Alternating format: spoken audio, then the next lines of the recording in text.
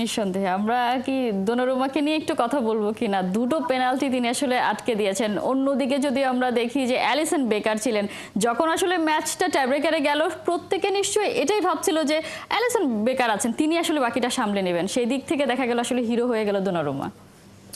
জি, এখানে আসলে ব্যাপারটা যে আপনার এক্সপেরিয়েন্স ওয়াইজ যদি আপনি দেখেন, ডোনারুমা কিন্তু সেই গত বেশ কয়েক বছর ধরে এরকম টপ লেভেলে খেলে আসছে ইতালি এবং ধরেন এসি মিলান কিংবা পিএসজির জন্য, এবং সে দলেরও ক্যাপ্টেন। তো এরকম বড় বড় মোমেন্টে সবসময় বড় বড় প্লেয়াররাই আসলে জেগে ওঠে। তো অ্যালিসন বেকারের আসলে ওই রকম প্রেশারটা আর কি পড়ে গিয়েছিল, কারণ যেহেতু শুরুতেই সেকেন্ড পেনাল্টিতে আর কি মিস করে ফেললো ডেরেন নুনেজ, তো এই কারণে তার উপর একটা বড় প্রেশার ছিল। কিনা ডনারুমার উপর প্রেশারটা ততটা বেশি ছিল না। এর জন্য আমি বলবো যে ডনারুমা সঠিক সময় সঠিকভাবেই আর কি উঠে এসছে।